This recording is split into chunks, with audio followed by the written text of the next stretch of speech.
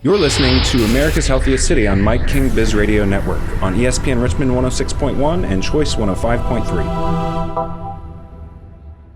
Good morning, happy December, and welcome to America's Healthiest City on ESPN Richmond 106.1, part of the Mike King Biz Media Network. I'm your host, Will Melton, and today is a little bit of a different show. I have Sparkle Taylor, a resident of Gilpin Court, in the studio. She and I have known each other for several years.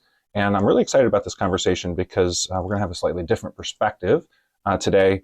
But before we get started, if this is your first time tuning in, please hop over to americashealthiestcity.com to learn about our 10-year community partnership to make Richmond, the entire region, the healthiest in America by 2033. It takes everybody moving in the same direction at the same time to achieve that goal. And there's a lot of different ways that you can get involved. I encourage you to check out our ideas board to see ideas that others have left behind. Leave your comments on those ideas or submit your own ideas on ways that we can make our community healthier. If you represent a business, a nonprofit, a government agency, or an academic institution, and you're interested in getting involved with this mission, please learn what it takes to become an ambassador. It is free and will help to tell the story of how you are making an impact in the region. Without further ado, Sparkle Taylor, thank you so much for coming into the studio today to have a conversation with me. Well, thank you very much for having me. So just to kind of lay the land a little bit historically, I've interviewed leaders from across the region.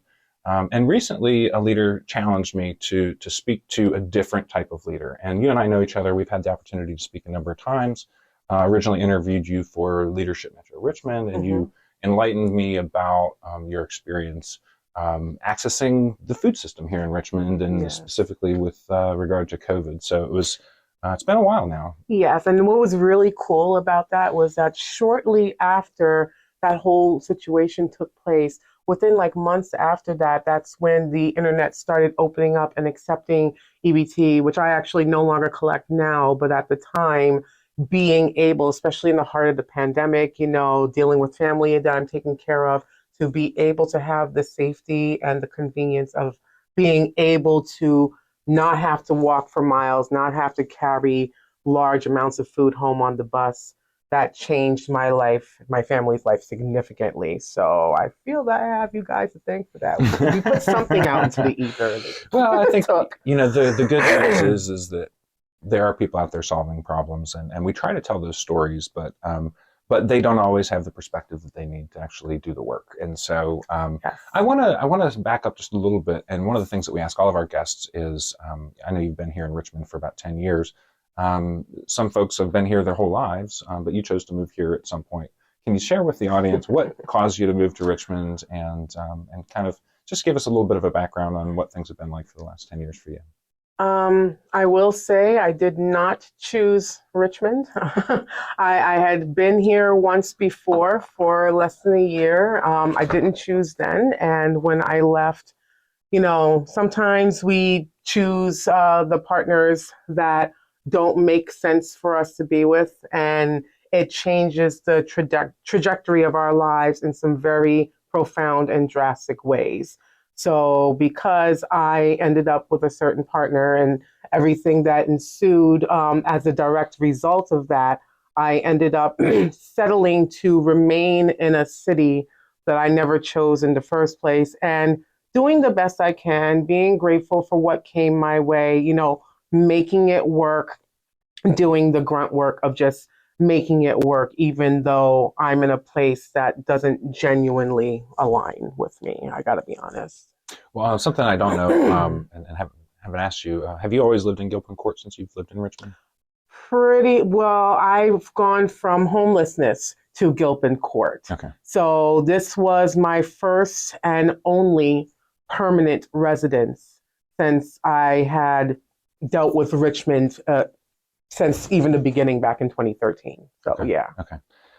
So, I think that you were sharing with me a little bit earlier about kind of some of the things that you see happening in your neighborhood, and some of the things that you feel like are, you need something? Mm-hmm. No, it's just to spit out the gum so that I don't want to just do it on the camera. Oh, thank you. So, he's going to edit it out, so don't worry about it. Okay, thank you very I'll much. just give you something. I say want to swallow it. Thank you. You're welcome. All right, we're good. So, before we started talking today on air, you were sharing with me a story about the alley behind your apartment, and the life that is bursting out of the ground there, the abundance that seems to want to emerge. But you're seeing a different story with the people who live there and just sort of the environment as a whole. Can you share a little bit about that story? And I really want the listeners to kind of put themselves in your shoes and understand what it's like to live in the Big Six. So I shared with you that story for the purpose of showing that there's a lot of good, there's a lot of abundance, there's a lot of beauty that is available within Gilpin Court amidst the garbage, amidst the used needles and people nodding out or whatever. It's not just that. I see the very obvious, sadness, ugliness of a community in poverty, and I've directly experienced some of that, being in poverty. But I also, when I walk through Gilpin, I see beautiful things happening. I see very friendly cats that, want to play with you. I see in back alleys, there's little random crops that are growing, like totally random, like Tupac's rose in concrete type of thing. There's one alley that I go down, and I have kitty friends in that alley. And there are two houses that, create that back alley. So in one house, if I'm going up on my left, as of this year, there is a random, abundant, lush tomato plant growing up out of a crack behind somebody's house. So on their back porch, those people, there were people that were living there, and then they moved, and then the property was vacant for a little while, and I was just going to pick tomatoes, and then all of a sudden, people were there coming out of the house. I'm like, oh, so I, introduced myself, and I tell them, and I was like, I don't want any, I don't want to disrespect you, can I still have your tomatoes? They absolutely did not care. They were not going to approach those tomatoes. And I think they're still not. You're like, yeah, I hear you like to eat these tomatoes and I hear they're really good. I'm like, yeah, they're yours. Thank you for letting me have access to it. Please eat them. This is dead for the winter now because we've already had frost settle in. But, give like 2-3 weeks of 65-degree weather, those tomatoes are just going to come right back. So that's a source of abundance that comes out of nowhere, that comes from genuinely the goodness of the universe. And directly across from that property, there is another property, the back of somebody else's house. And well, for one thing, their back alley is absolutely scandalously filthy. Like they do it like that. They just, there's dog turds, there's all kinds of things. They're not taking care of their own perimeter. And I've been seeing that for literally years with the same people.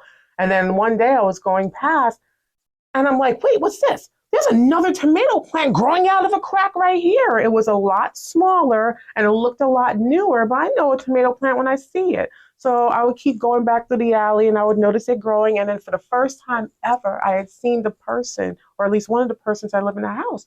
So at first I'm like, hey, do you live here? Like I'm all friendly and whatnot. She's already very standoffish. I'm like, I don't need to know where you live. I need you to know that that right there is a tomato plant. Like, this is abundance for you and your family. You know what I mean? So, you don't have to do anything. You just have to let it grow and it's going to look like the one across from there. And a few days later, when I went back through my alley, as I so often do during the week, that tomato plant was gone.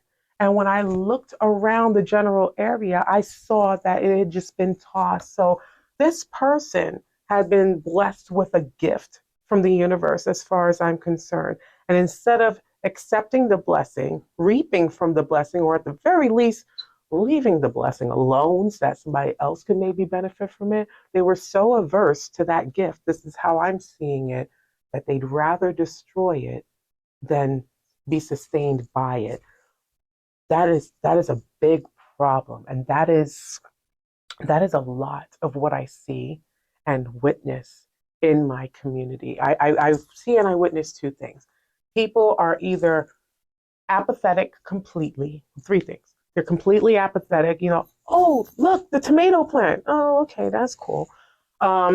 They're a little bit suspicious and like skeeved out by it, like, oh, I don't know, is it going to be okay? Like, I've been eating off of this all summer long. Of course it's okay. Go for it. I shouldn't just have it by myself. It should be for everybody. And then there are people that are so averted to good things coming into their life that they must destroy it as soon as it comes. Unfortunately, here in Richmond, Virginia, which is where that original partner that I mentioned was born and raised, I see that as a very common theme amongst Richmond residents, regardless of socioeconomic status. This is across the board. If you were born in Richmond, I'm already profiling you in my head, and that sucks. I don't necessarily want to do that, but these are the experiences that I've witnessed across the board, and it's that much worse coming out of my community because mine is a community. The big six are all communities. I speak mostly for Gilpin. I've only passed the other communities on buses and whatnot, but we're all pretty much one and the same. And when you've been systematically disenfranchised, and nobody really wants to talk about that usually, nobody really wants to necessarily, allude to systematic racism, racist policies, redlining, building a big giant highway in the middle of things to separate, communities and so on, and these were some of the more tame ways that people have had, people that look like me, people who live in these communities like me, have been taken from at the height of building. And a lot of these things are starting to come out more in the media, like Tulsa, Oklahoma, and everything that happened there. There are way, way worse stories. So, what do you do when you are dealing with a community that has consistently had the best taken from them, targeted for having the best taken from them? I mean, I still see VCU sometimes, riding around and plotting on Gilpin because of the location. How then do we take systematically disenfranchised and harmed people and get them to a place where they can redevelop their self-concept so that none of this ever happens again? I believe it can. I don't believe it can be done. I know it can be done because I've been working on my own self-concept within Gilpin Court for the entire time that I've been there, especially during the course of the pandemic. Well, let me ask you about that because we didn't talk about this, but folks listening might hear that you're from New York.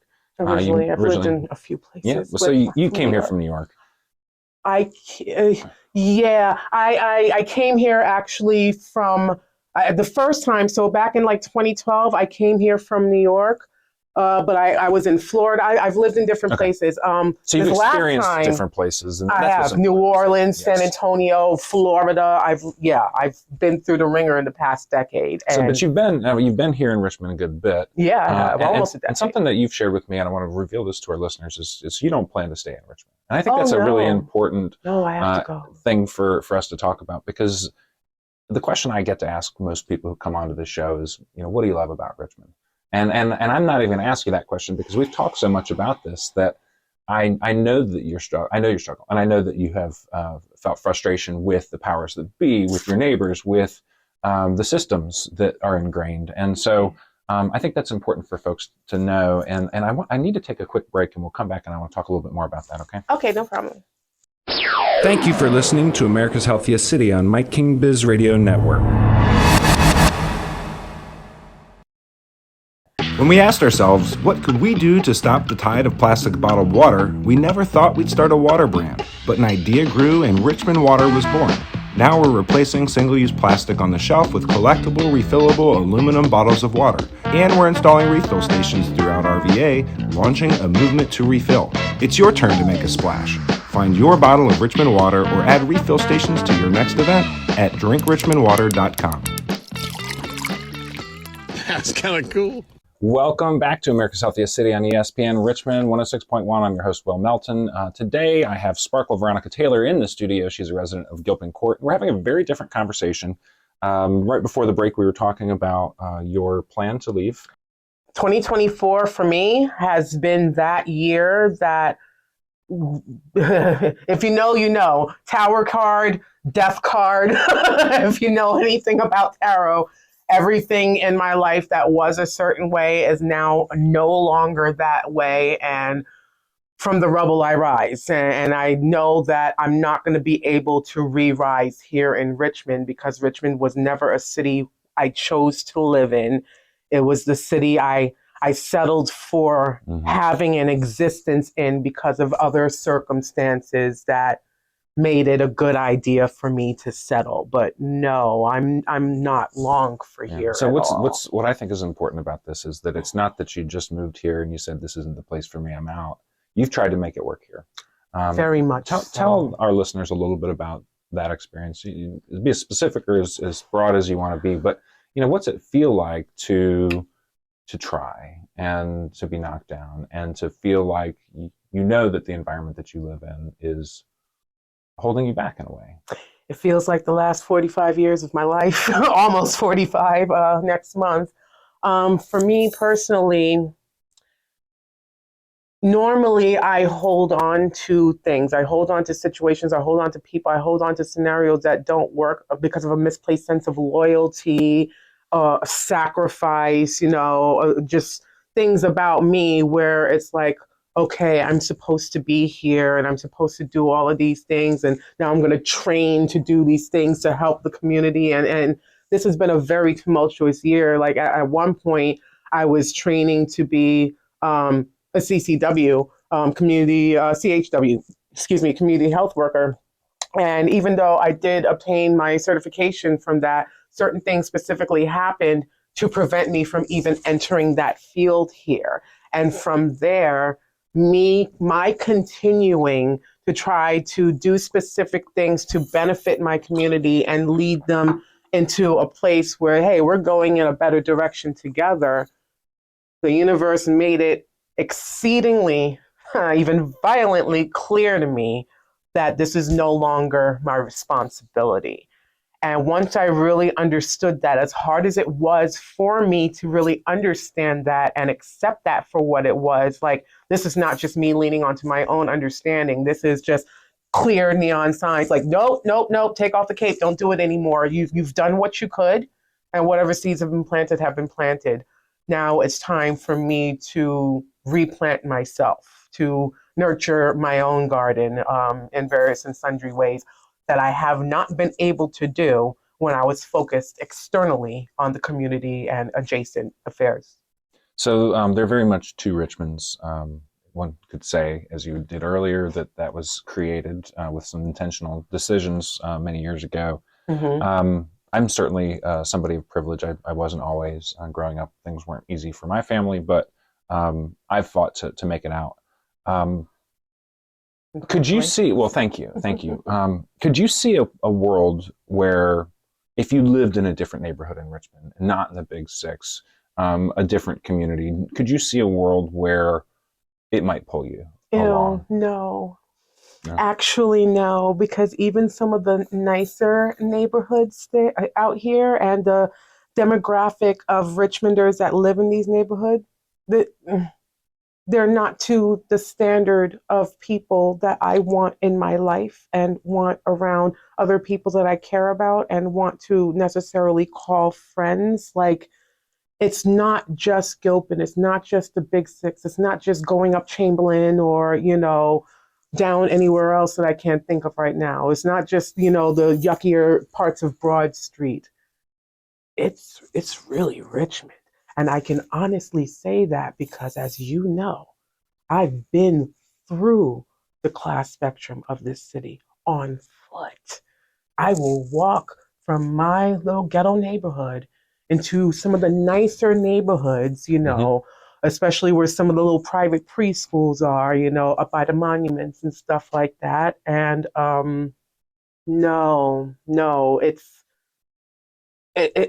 not a vibrational match. Sure. And it doesn't make sense for me, especially in light of everything that has happened, to completely give me a fresh slate to start over with. It does not make sense for me to continue to allow my energy to wither here. Well, I appreciate that, and I certainly am not encouraging any direction for you. I think you know what you need. Yeah. But I do think it's important to ask the question because for other people to understand that perspective, that this there's a lot that we celebrate as a community. that not everybody gets to enjoy. Second Street Festival. I got to enjoy it for the first time this year. It's something I would consider coming back for every year to visit. I would consider that because I even though I grew up around it, I mean, not grew up, I lived around it all this time, I didn't get to enjoy it until this year. And that was really, really special. So I'm not going to sit here and throw Richmond completely under the Sure. nothing's redeemable. Pardon, but but yeah, go on. I'm sorry. So no, that's okay. I think that this is a good conversation, and these details matter to me because that is that's a gift. You know, that That is was a something gift. that to hold on to. So Yeah. you know, I'm somebody. Obviously, I've committed to this project for 10 years. I'm going to be at it for another 8. And I have to hold on to the hope that things can be better. And certainly, again, I live in that other Richmond, and I acknowledge that. But as I look around, as we, a community, look around for solutions to these challenges that you've experienced that have made you to feel like you're being pushed out, um, where can we go? You know, what are some of the conversations that we need to have? What are some of the places that we need to look for solutions to be able to move past this point of stuckness? I don't know. That's what's so stressful and upsetting and hurtful to me because this is not, everything bad against Gilpin Court. There's nothing in that community that's redeemable. There's been a community that sustained me, that sustained my family for a very, very long time and still does in many ways. There are people, it's kind of like, the Sodom and Gomorrah story in the Bible. You know what I mean? Mm-hmm. I understand a lot more now. That was a lousy pun. I'm sorry, but I understand quite more now what Lot and his family went through. And I'm not a religious person. I'm not here to soapbox and preach from the Bible, Mm-hmm. but I do know it. And knowing that I knew certain things, I was privy to certain information. Why? Because I was passionate about the information. Yeah. The information was introduced to me, as far as, I talk about a lot of law of attraction stuff, Mm-hmm. law of assumption, those types of things where it's like you're living in a simulation, you can honestly change your life. I have the keys. I have been given the keys to do this. And even though you still see me here with you, that doesn't matter because I'm still in good places. I want you to have the opportunity to come with me and have this. So I'll be walking through, everybody knows, I walk through Gilpin, I walk through downtown Richmond and everything, and I'll talk to anybody about pretty much anything because I'm just that person. But when you're coming to me and you complain about problems that you're having, problems that I know are real, and I am not going to discount them, problems that I have been through too, but I have overcome a lot of these problems, and I can see a trajectory for the rest of those problems resolving. Mm-hmm. I'm not a gatekeeper, wasn't a gatekeeper. At this point, I'm on the fence about that. But I was very passionately preaching the gospel, the law of assumption, and you're living in a simulation. And how, look, I'm going to send you these links. Give me a number. I'm going to show you these video links because these are the gurus that have changed my life and brought me to a place where I know something's better. I know I can have more for myself. Nobody disrespects me in Gilpin Court. Everybody's actually very kind and respectful towards me for the most part and has been all this time. But they will surely smile in my face, never even touch those links. I know they're on TikTok and YouTube all day, just like me. And no, it's not always uplifting self-help content that I'm watching. Yeah. Sometimes I'm None of watching, us are. yeah, come on, we can't do that 24/7. Sometimes we have to have a little Mm-hmm. fun. So people are watching videos, people are watching extra things, but they're not necessarily even thinking to engage in the content. So what is it when you come to me and you complain about the hardships of your life and you're hurting and you're broke and your kids are all screwed up and doing X, Y, and Z. And I can commiserate with a lot of what's being said while also knowing that there is another way. Mm-hmm. I might be going back home to not the perfect situation, but I still know that there's a possibility that all this can be better. So let's work on your self concept. Let me show you these things so that you can get towards the place that I want to be. And just like Lot and Sodom and Gomorrah, trying to see if there was anybody that can come with him on the journey, there was no one. There was no one. And they had to leave. And you know the story. It got burnt out and it was crazy. The idea of leaving that behind, like a little fishbowl, it hurts me. But I can't allow it to hurt me to the point where I continue to stay because I've done everything that I could and I did it from my heart. So I guess the only way that I can help improve anybody else's self concept is by leaning hard into my own and doing the things that I know are going to get me to the place where I deserve to be because I do have the information. I believe in the information and I might backslide, I might fall, but I'm going to pick myself back up again and I'm going to do the things that I need to do. And unfortunately, I don't know of anybody in the community that does that. And maybe if there are a few people that do, guess what? They're staying in their houses and they're not interacting with the rest of the community because it's not for them. So there's not a whole big sense of there's unity here. There's people that, will understand. I can give them this gift. Maybe I can turn it into a program of sorts.